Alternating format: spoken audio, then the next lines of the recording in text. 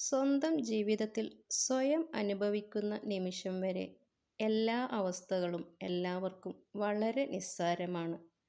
എൻ്റെ ഉള്ളിലുള്ള കാര്യം അറിയാത്ത കാലത്തോളം പുറമേ നിന്ന് നോക്കുന്നവർക്ക് വളരെ മനോഹരമാണ് എൻ്റെ ജീവിതം.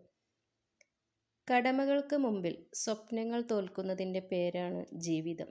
അതുപോലെയാണ് എൻ്റെ ജീവിതവും. ചിലതെല്ലാം നല്ലതിനാണെന്ന് മാത്രം വിശ്വസിക്കുക. ചിലരുടെ കടന്നുവരവും ചിലരുമായുള്ള അടുപ്പവും ചിലരിൽ നിന്നുള്ള അകൽച്ചയും എല്ലാം. ആരൊക്കെ ജീവിതത്തിൽ കൂടെ ഉണ്ടെന്ന് പറഞ്ഞാലും ചില സമയങ്ങളിൽ നമ്മൾ ഒറ്റക്കാണ്. സങ്കടമായാലും സന്തോഷമായാലും നമുക്ക് ഓടിച്ചെന്ന് പറയാൻ ഒരിടമില്ല എന്നറിയുമ്പോൾ ഉണ്ടാകുന്ന വേദനയുണ്ടല്ലോ, അത് വല്ലാത്തൊരു വേദനയാണ്. ഞാൻ അനുഭവിച്ചതാണ്, ഞാനിപ്പോഴും അനുഭവിക്കുന്നതാണ്.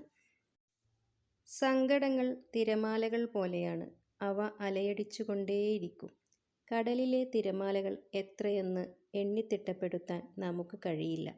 അതുപോലെയാണ് എൻ്റെ ജീവിതവും. എൻ്റെ സങ്കടങ്ങളും എണ്ണിത്തിട്ടപ്പെടുത്താൻ കഴിയില്ല.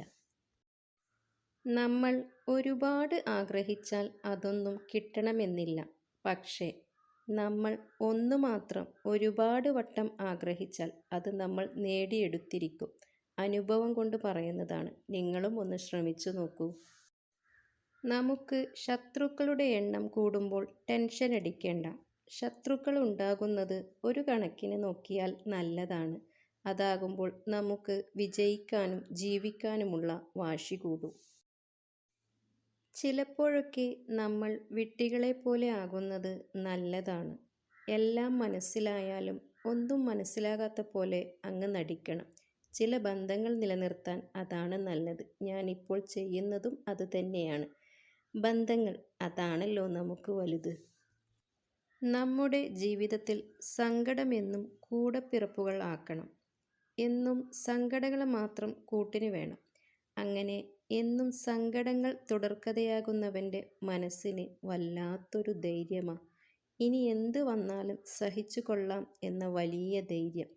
ഇപ്പോൾ എൻ്റെ മനസ്സിനും വലിയ ധൈര്യമാണ്. മനസ്സിൻ്റെ ഉള്ളിൽ എത്ര വേദനിച്ചാലും പുറമേ ഒരു പുഞ്ചിരിയുമായി നടക്കാനായിരുന്നു എനിക്കിഷ്ടം. അതുകൊണ്ടാവണം എൻ്റെ ആരുമല്ല എന്നറിഞ്ഞിട്ടും ഞാൻ മറ്റുള്ളവരുടെ വിഷമങ്ങൾ കാണുമ്പോൾ അവരെ ആശ്വസിപ്പിക്കാൻ ശ്രമിക്കുന്നത്. അതുകൊണ്ട് തന്നെയാവാം ഞാൻ എന്നും അവർക്ക് മുന്നിൽ ഒരു കോമാളിയായതും.